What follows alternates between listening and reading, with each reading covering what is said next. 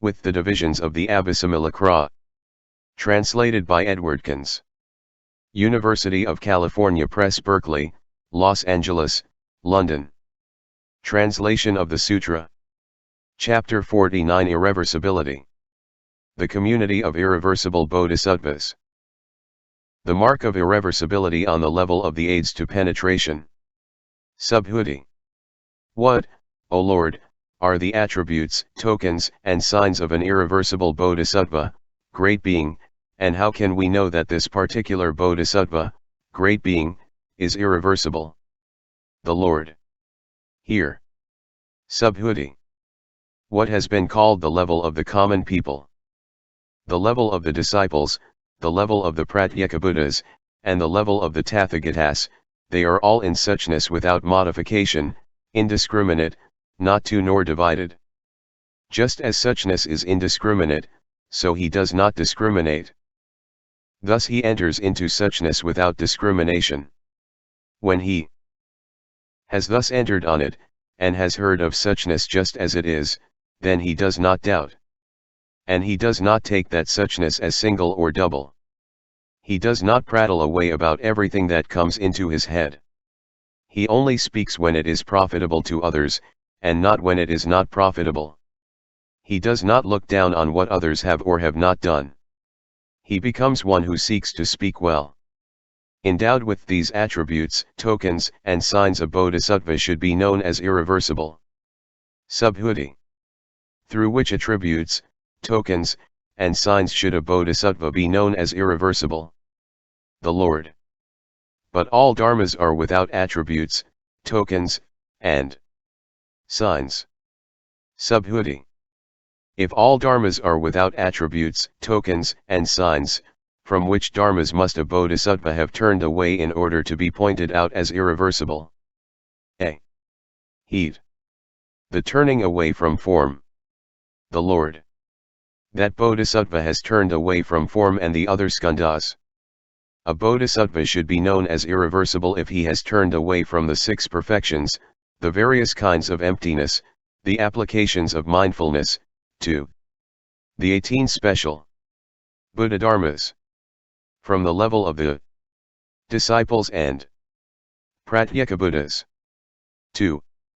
From enlightenment. Such a bodhisattva should be known as irreversible. And why? Because form, 2. Enlightenment has no own being in which the bodhisattva could find support. The extinction of doubt. Furthermore, a bodhisattva does not pander to sramanas and brahmins of other schools, telling them that they know what is worth knowing, that they see what is worth seeing. It is quite impossible that they should be able to form a conception of what is the right view. He does not undergo doubt, does not fall into the contagion of mere rule and ritual or into false views, nor does he need to wipe away any occasion for remorse due to sin. He pays no homage to strange gods, offers them no flowers, garlands, perfumes. He does not think that he should give to them, or pay homage to them. Endowed with these attributes. The extinction of the 8 kinds of inauspicious rebirth. Moreover, the irreversible bodhisattva is no more reborn in the hells, 2. In the 8 kinds of inauspicious places of rebirth. Nor does he ever again become a woman.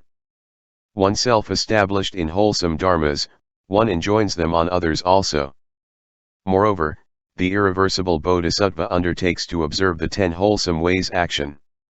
He himself abstains from taking life, and also others he establishes in the abstention from taking life. He praises the abstention from taking life, and also those others who abstain from taking life.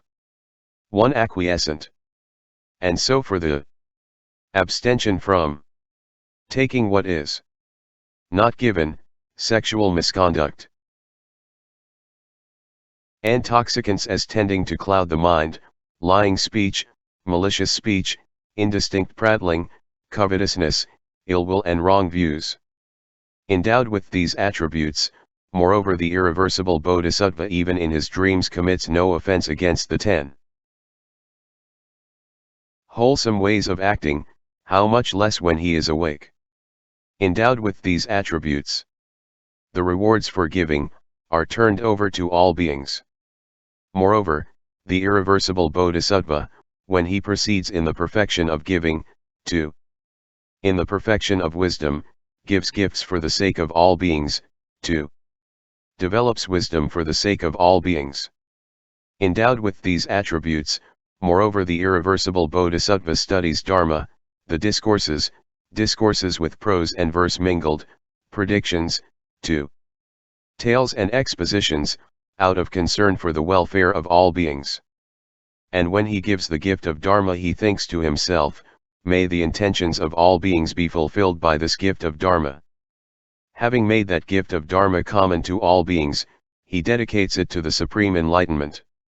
Endowed with these attributes, no hesitation with regard to deep dharmas. Moreover, the irreversible bodhisattva has no hesitation or doubt with regard to deep dharmas. Subhuti. For what reason has the irreversible bodhisattva no hesitation, perplexity, or doubt with regard to deep dharmas? The Lord. The irreversible bodhisattva does not review any dharma, from form to enlightenment, with regard to which he could have hesitation, perplexity, or doubt. Friendly deeds of body, voice, and mind. Moreover, the irreversible bodhisattva is endowed with gentle deeds of body and his thoughts are free from hostility for all beings. Endowed with these attributes, moreover the irreversible bodhisattva is constantly and always endowed with friendly deeds of body, speech, and mind. Endowed with these attributes, one does not meet with the 5 hindrances. Moreover, the irreversible bodhisattva does not meet with the 5 hindrances, with sensuous desire, ill will, sloth and torpor, excitedness and sense of guilt, or doubt. Endowed with these attributes, loss of all latent tendencies to ignorance. Moreover, the irreversible bodhisattva does not have in any way whatsoever the latent biases towards evil. Endowed with these attributes, mindfulness and self-possession. Moreover, whether the irreversible bodhisattva goes out or comes back, his mind does not wander, but his mindfulness is fixed before him. Mindfully he comes, goes, walks about, stands, sits and lies down. When he lifts up or puts down his foot on the ground, he knows what he does. Endowed with these attributes, cleanliness of the robe he wears. Moreover, the robe of the irreversible bodhisattva is free from lice, his habits are clean, he is salubrious, smells clean, and his afflictions are few. Endowed with these attributes, b. Summits. The 80,000 families of worms cannot arise in his body. Moreover, the 80,000 families of worms which men have in their bodies and which eat their bodies, they do not exist at all in the body of the irreversible bodhisattva. And why? Because his wholesome roots have lifted him above all the world and are the most excellent in all the world. For that reason that bodhisattva does not have these 80 families of worms in his body. And as those wholesome roots of his go on increasing, to that extent he acquires in due course the perfect purity of body, speech, and thought. Endowed with these attributes, no crookedness in his heart. Subhuti. How does the bodhisattva's perfect purity of body, speech, and thought take place? The Lord. As those wholesome roots of his go on increasing, to that extent the craftiness of his body, thought, and speech, the crookedness of his body, thought, and speech are being purified by these wholesome roots. By way of his body he courses well in 3 ways, by way of his speech in 4 ways, by way of his mind in 3 ways. This is the bodhisattva's perfect purity of body, speech, and thought. And through that perfect purity of body, speech, and thought he transcends the level of the disciples and pratyekabuddhas, and he does not realize the reality limit. Endowed with these attributes, he takes upon himself the 12 ascetic practices. Moreover, the irreversible bodhisattva is not one to attach weight to gain, honor, and fame, too. He does not attach weight to the triple robe. And he takes upon himself the 12 ascetic practices.